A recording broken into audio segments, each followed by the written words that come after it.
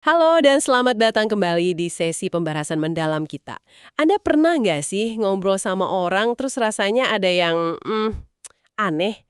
Kayak kata-katanya bilang A, tapi feeling Anda kok ngangkapnya B. Rasanya nggak sinkron aja gitu, tapi susah juga nunjuk persisnya apa. Nah, hari ini kita bakal coba kupas tuntas soal ini.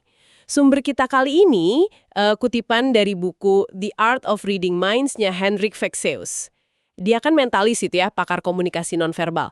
Kita akan fokus ke bagian yang ngebahas gimana caranya ngenalin inkonsistensi, sinyal-sinyal halus gitu yang mungkin muncul pas seseorang mungkin nggak sepenuhnya jujur atau lagi ngerasa tertekan. Tapi gini, misi kita bukan buat jadi polisi kebohongan ya, lebih ke ngasah kepekaan kita aja buat memahami komunikasi lebih dalam. Termasuk, yaitu tadi, kemungkinan ada konflik internal atau stres di lawan bicara kita. Ini semua berdasarkan paparannya Fexeus di buku ini. Jujur nih, pas pertama lihat materinya saya langsung mikir, waduh, emang bisa ya semudah itu deteksi bohong? Kedengerannya kayak, wah, kayak punya kekuatan super gitu, yang mustahil lah buat orang biasa. Beneran kita bisa baca orang sampai segitunya? Iya memang. Kesannya mungkin gitu ya di awal. Tapi gini, sumber ini, bukunya Fexeus ini, sebetulnya nggak janjiin kita bisa baca pikiran kayak di film-film fiksi ilmiah kok. Pendekatannya jauh lebih membumi. Ini lebih soal melatih ketajaman observasi kita. Terutama terhadap apa? Terhadap kontradiksi. Kontradiksi antara, ya, omongan yang sadar, yang relatif gampang kita kontrol, sama sinyal-sinyal nonverbal yang seringkali muncul tanpa kita sadari penuh. Fexeus nyebutnya kebocoran, leakage, gitu. Ini bukan sihir, tapi lebih kengenalin tanda stres, gelisah, atau ya itu tadi, konflik batin pas orang ngomong sesuatu yang nggak sejalan sama apa yang dia rasain atau pikirin. Dan, nah, ini poin penting banget yang bakal kita ulang-ulang terus. Sebelum kita bisa tafsirin kebocoran ini, kita wajib paham dulu apa perilaku normal atau baseline orang itu. Tanpa pembanding itu, wah bisa salah besar kita nanti interpretasinya. Baseline ya, oke. Itu masuk akal banget. Jadi bukan soal, oh ada tanda X pasti dia bohong, tapi lebih ke tanda X ini nyimpang nggak dari kebiasaan dia. Nah, ada satu ide dari Fexeus yang menurut saya menarik banget dan agak lawan intuisi gitu. Dia bilang, bohong itu paling gampang pakai kata-kata, tapi paling susah nyembunyiinnya lewat tubuh.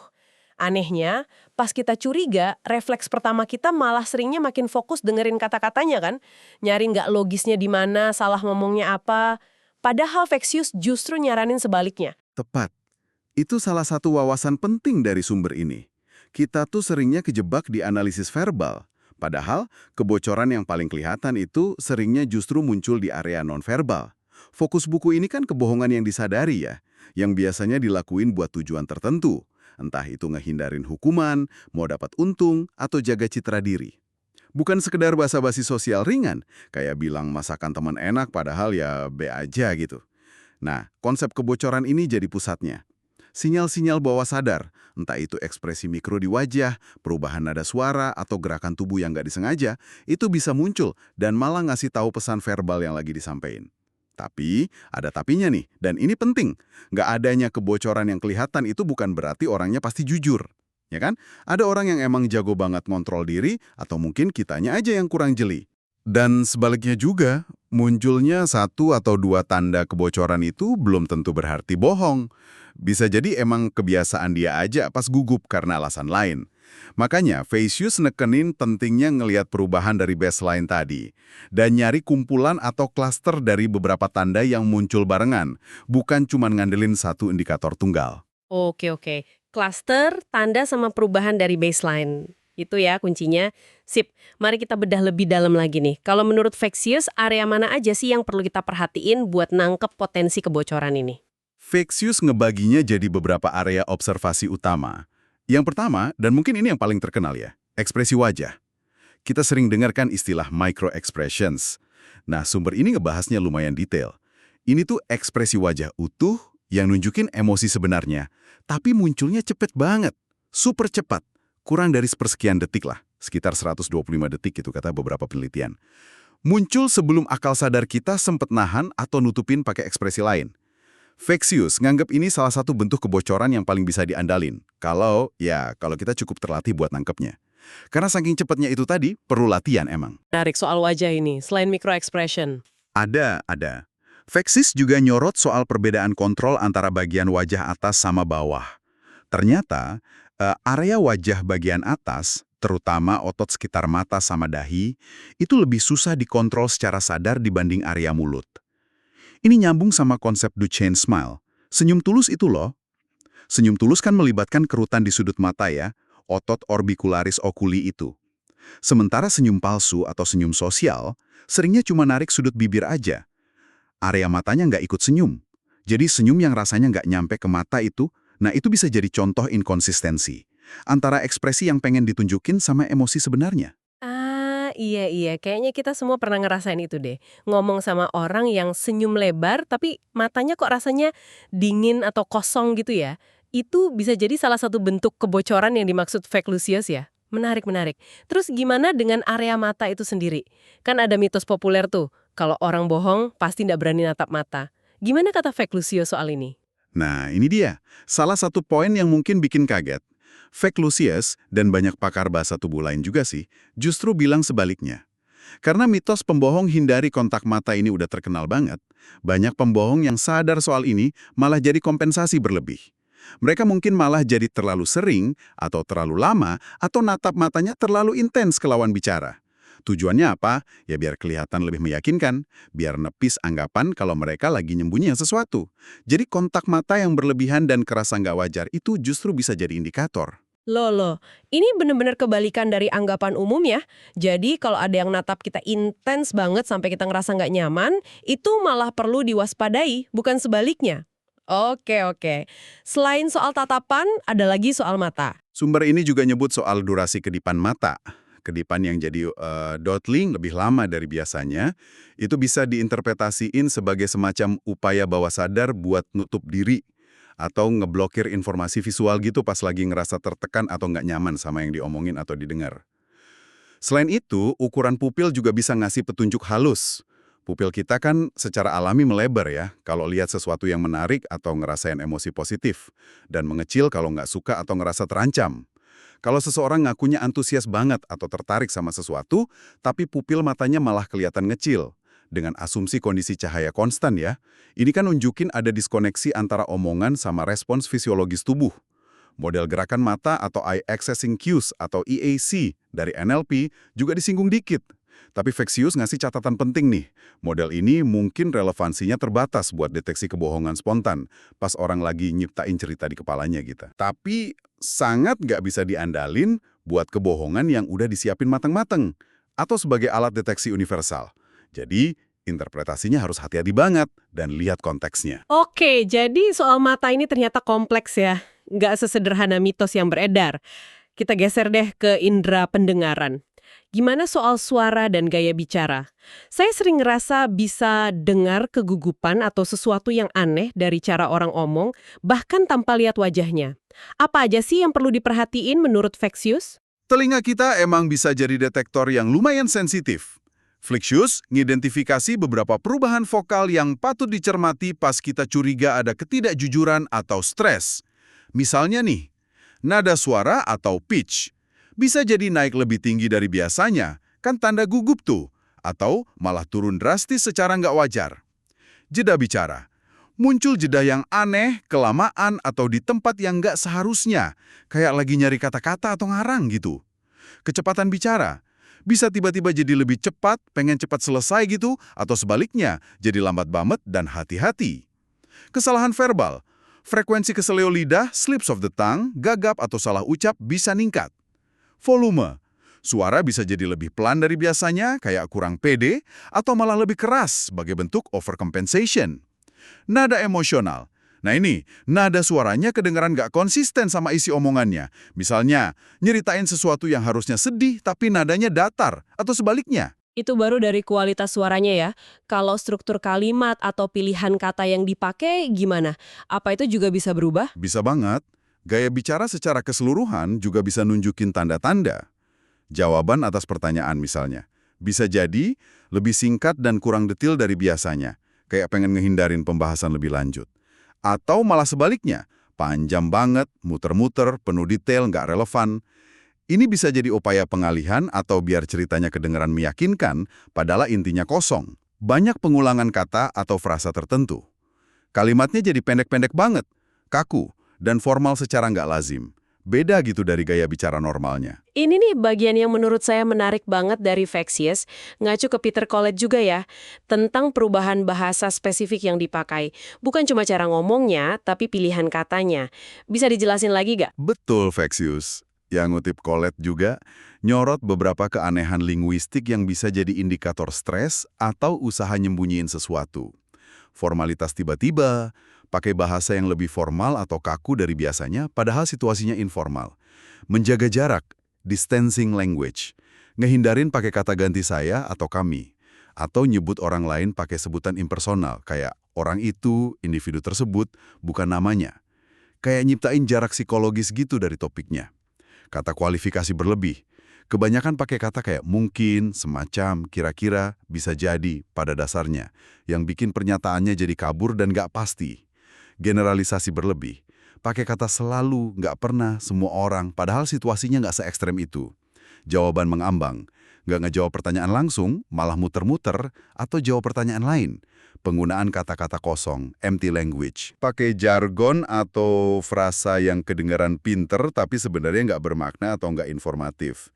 Contohnya kayak mengoptimalkan sinergi strategis untuk pertumbuhan berkelanjutan. Ya kan? Nggak jelas maksudnya apa. Penggunaan kata-kata kosong, empty language. Dan tentu aja keseleo lidah yang signifikan. Yang kadang tanpa sengaja ngebocorin pikiran atau niat sebenarnya. Wah, banyak juga ya daftarnya. Ini bikin kita jadi lebih waspada sama nuansa bahasa nih. Sekarang, area terakhir yang dibahas Fexyes. Tangan dan tubuh. Gimana soal gestur? Apa benar orang bohong cenderung gelisah, banyak gerak, nggak bisa diem, kayak yang sering digambarin di film-film? Nah, lagi-lagi nih, Fexyes ngasih perspektif yang agak beda dari stereotip umum. Menurut dia, gerakan tangan ilustratif itu loh, gerakan yang alami kita pakai buat nekenin omongan, ngambarin bentuk atau nunjukin arah, malah cenderung berkurang pas seseorang bohong secara sadar. Alasannya, mereka mungkin secara nggak sadar berusaha nahan diri, khawatir gerakannya malah ngebocorin sesuatu atau kelihatan nggak meyakinkan. Oh, jadi bukan malah tambah banyak gerak ya, tapi malah tambah kaku atau kurang ekspresif gitu gerakannya. Menarik gitu. Terus gerakan apa dong yang justru meningkat? Yang cenderung meningkat, menurut Fexyes, itu gerakan menyentuh diri sendiri, self-touching gestures atau adaptor, gitu. Terutama gerakan tangan ke arah wajah. Ini dianggap respon bawah sadar terhadap stres atau cemas. Nah, yang paling umum dan sering disebut Fexyes, itu gerakan nutup mulut atau area sekitarnya ya, pakai tangan. Ini seolah-olah refleks naluriah buat nahan kebohongan biar nggak keluar. Gerakan lain kayak garu hidung, nyentuh telinga, gosok mata, atau usap dagu, itu sering dianggap sebagai bentuk defleksi atau pengalihan. Jadi gerakan sekunder yang muncul setelah impuls primer buat nutup mulut itu ditahan atau disamarin. Oh gitu, jadi urutannya bisa jadi ada dorongan nutup mulut, tapi karena itu terlalu kelihatan, terus dialihin jadi garuh hidung atau usap dagu gitu ya kira-kira interpretasinya. Bisa diinterpretasiin kayak gitu ya, berdasarkan apa yang disampaikan di sumber ini. Selain gerakan ke wajah, ada juga yang namanya gestural slips atau gerakan slip. Ini tindakan-tindakan kecil, seringnya berulang, dan kelihatan nggak punya tujuan jelas dalam konteks obrolan. Contohnya kayak ngeklik-klik pulpen terus-terusan, nyobek-nyobek kertas kecil, milin-milin ujung baju, atau muter-muter cincin di jari. Fexyes ngelihat ini sebagai cara bawah sadar buat ngelepasin ketegangan saraf yang numpuk. Akibat stres internal, termasuk ya, stres karena bohong itu. Jadi kalau kita lihat seseorang lakuin gerakan-gerakan kecil berulang gitu pas lagi bahas topik sensitif, itu bisa jadi salah satu potongan puzzle dalam klaster tanda yang tadi Anda sebut itu ya. Itu bisa jadi salah satu bagian dari klaster. Tapi, dan ini saya nggak bisa cukup nekenin ya, karena Fexyes sendiri nekenin banget, konteks adalah raja. Konteks itu penting banget. Nggak ada satupun dari semua tanda yang kita bahas ini, baik itu ekspresi mikro, tatapan mata, nada suara, pilihan kata, maupun gerakan tubuh, yang otomatis dan pasti ngebuktiin orang lagi bohong kalau dilihat sendirian. Ini semua cuma indikator. Indikator adanya kemungkinan stres, gugup, konflik internal, cemas, atau beban kognitif yang lebih berat. Karena bohong kan emang butuh mikir lebih keras ya. Penyebab stres itu bisa macam-macam banget. Mungkin orangnya emang pemalu. Mungkin dia lagi buru-buru. Mungkin cemas karena besok ujian. Mungkin kedinginan. Atau mungkin emang punya kebiasaan garuk hidung kalau lagi mikir keras? Makanya, kuncinya balik lagi ke dua hal tadi. Pertama, bandingin sama baseline perilaku normal orang itu. Perilaku ini baru muncul apa emang udah biasa? Kedua, cari kumpulan atau klaster dari beberapa tanda yang muncul barengan atau berdekatan. Satu tanda bisa jadi kebetulan. Tapi kalau muncul 3 atau 4 tanda sekaligus, nah itu baru ningkatin kemungkinan ada sesuatu yang perlu diperhatiin lebih lanjut. Wah, ini benar-benar mencerahkan ya. Jadi intinya sumber dari Infectious ini bukan ngasih kita semacam lie detector portable yang akurat 100% gitu ya. Tapi lebih ke seperangkat lensa observasi yang lebih tajam. Ini soal ngelatih diri kita biar lebih peka sama adanya inkonsistensi antara berbagai jalur komunikasi, verbal dan nonverbal. Dan memahami kalau inkonsistensi ini seringnya nandain adanya stres, cemas, atau ya mungkin aja ketidakjujuran. Jadi setelah tahu semua ini, apa dong artinya buat kita? Gimana sebaiknya kita pakai pengetahuan ini dalam interaksi sehari-hari? Nah, ini penting. Penggunaannya harus bijak banget dan etis. Tujuan utamanya jangan sampai buat ngehakimi atau nuduh orang lain bohong. Pakai pengetahuan ini sembarangan bisa ngerusak hubungan dan kepercayaan banget kan? Sebaliknya, tujuannya itu buat mencapai pemahaman yang lebih kaya dan mendalam soal komunikasi manusia. Pas kita nangkep sinyal-sinyal inkonsistensi ini, respon pertama sebaiknya bukan langsung curiga, tapi nanya ke diri sendiri. Kira-kira apa ya yang lagi terjadi sama orang ini? Mungkin dia lagi nggak nyaman, mungkin tertekan karena alasan lain, atau mungkin ada sesuatu yang pengen dia sampaikan tapi nggak bisa ngomong langsung. Kalau digunain kayak gini, wawasan dari Vexas ini malah bisa ningkatin empati kita loh. Kita jadi lebih peka sama kondisi emosional lawan bicara, nggak cuma fokus sama kata-katanya doang. Ini juga bisa ningkatin efektivitas komunikasi kita, karena kita bisa ngerespons nggak cuma ke apa yang diucapin, tapi juga ke apa yang mungkin dirasain atau nggak terucap.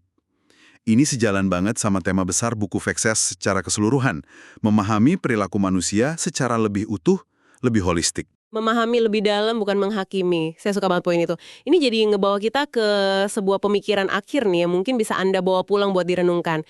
Mengingat kita semua ya dalam kadar beda-beda lah ya, mungkin pernah ngelakuin kebohongan putih gitu demi sopan santun biar nggak nyakitin perasaan orang, atau bahkan kadang buat ngeyakinin diri sendiri soal sesuatu yang mungkin nggak sepenuhnya benar. Seberapa sering sih sinyal-sinyal bawah sadar kita sendiri, entah itu senyum yang kurang tulus, kedipan mata yang lebih lama, atau gerakan tangan yang kaku, bocor tanpa kita sadari pas lagi interaksi. Dan kalau kita bisa ngelihatnya, kira-kira apa yang diungkapin sama kebocoran itu tentang diri kita sendiri? Tentang stres atau konflik internal kita, pas kita ngerasa nggak nyaman atau nggak sepenuhnya jujur, bahkan sama diri sendiri. Wah, menarik banget buat direnungkan ya. Terima kasih banyak sudah bergabung dalam penjelajahan kita kali ini, mengupas cara membaca yang tersirat dari materi Hendrik Fexeus. Tentu aja masih banyak lapisan lain dalam buku ini yang belum kita sentuh, kayak teknik bangun rapor yang kuat, ngenalin sinyal ketertarikan nonverbal, atau bahkan konsep jangkar emosi yang cukup menarik itu. Mungkin bisa kita bahas di kesempatan lain ya. Sampai jumpa di pembahasan berikutnya. Tetaplah kritis dan tetaplah penasaran.